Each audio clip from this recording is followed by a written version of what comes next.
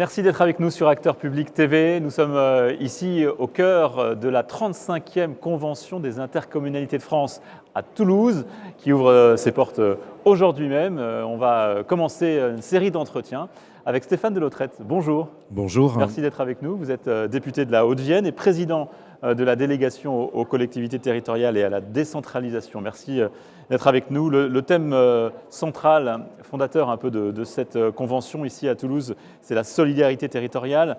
On va se poser la question d'ailleurs ce matin de la France périphérique, souvent opposée entre les métropoles et puis les ruralités. Première question, est-ce que ça a encore un sens, cette opposition ? Alors, je ne sais pas. Moi, je pense qu'il ne faut pas opposer les territoires les uns avec les autres. Pour autant, quand on parle d'intercommunalité, et je crois quand même que les choses sont assez différentes entre la manière dont les territoires peuvent travailler ensemble à l'échelle de la France périphérique, on l'appelle comme on veut, ou des ruralités, et en métropole.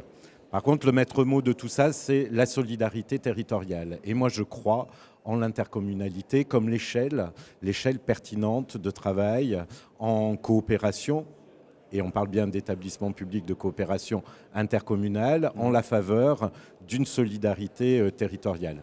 Moi, j'ai toujours cru que l'interco, c'était le prolongement de l'action communale et la volonté partagée de travailler ensemble sur certains projets. Quelle forme elle doit prendre, cette solidarité territoriale ?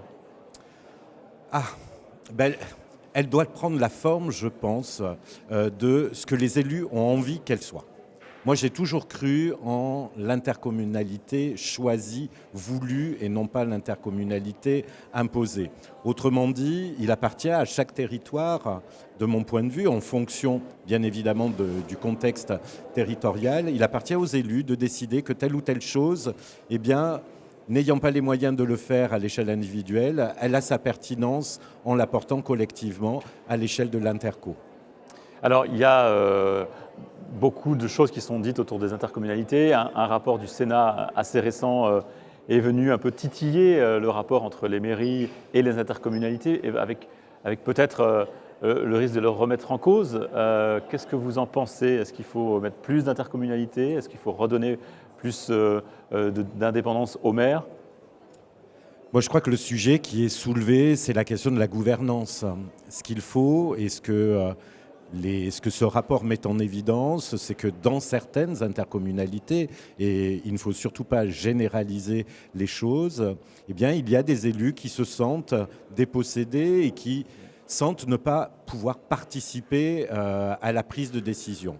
Donc la réflexion qui doit nous guider, si on veut justement lever ce frein-là, c'est peut-être à réfléchir à la manière dont la gouvernance s'organise et à ce que chacun ne se sente pas dépossédé de la décision politique, parce que sinon, bien, on n'avance pas.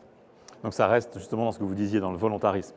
Et je crois que ça reste dans le volontarisme. Ce n'est pas, justement, c'est peut-être là où le bas blesse, c'est que les dernières évolutions de l'intercommunalité, ça a été des fusions quelquefois imposées, donc pas voulues, et qui ont commencé à redéclencher ce phénomène. Moi, je présidais une intercommunalité avant d'être parlementaire, qui a dû, alors non pas parce qu'elle en avait obligation, mais parce qu'une communauté de communes voisines, elle, avait l'obligation.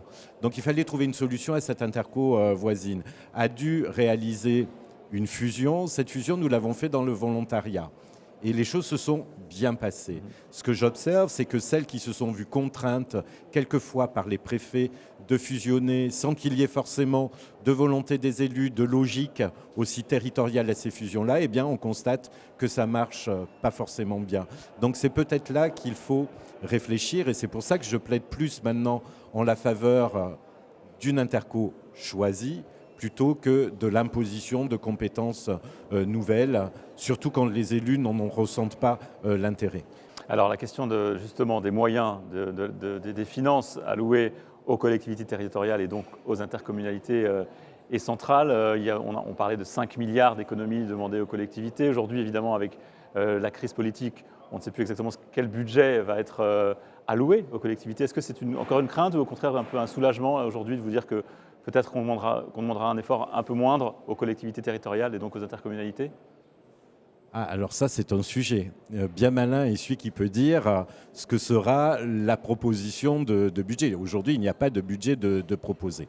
En tout cas, moi, j'avais d'ores et déjà tiré la sonnette d'alarme sur la proposition du budget Bayrou, notamment sur la montée en puissance du DILICO, ce fameux dispositif qui consistait à prélever des recettes aux collectivités, de les mettre en réserve et puis de les leur redistribuer les années qui suivent.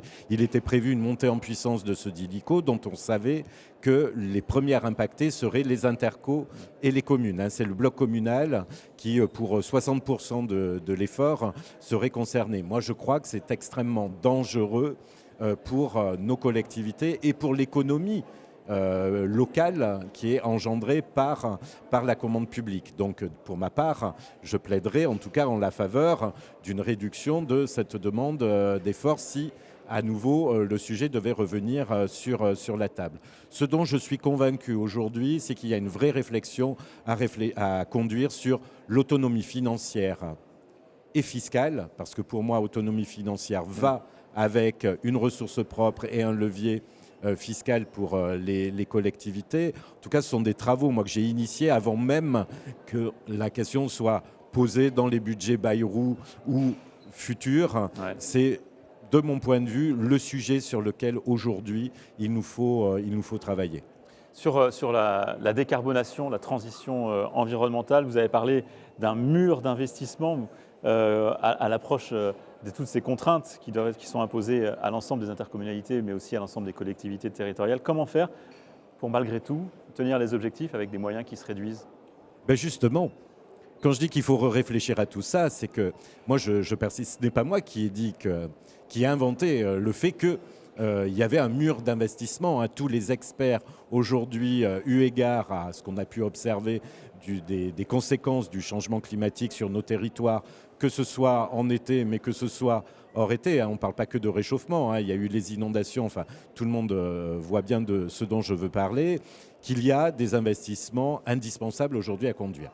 Et moi, je dis aujourd'hui, tout ça n'est pas possible en freinant l'investissement des collectivités qui sont en première ligne sur ces sujets-là. Et quand je dis collectivité, c'est tout niveau confondu. C'est la raison pour laquelle je pense que tout cela n'est pas compatible avec les mesures d'effort demandées aux collectivités quand justement il faudrait accompagner plus d'investissements en faveur de la transition écologique et énergétique. Merci beaucoup Stéphane Delautrette d'être passé par le plateau d'Acteurs Publics TV, ici au cœur donc de cette 35e convention des intercommunalités de France. À très bientôt, merci beaucoup. Avec plaisir, merci beaucoup. Et merci à vous de nous avoir suivis. On se retrouve très vite évidemment pour une prochaine interview ici à Toulouse. À tout à l'heure.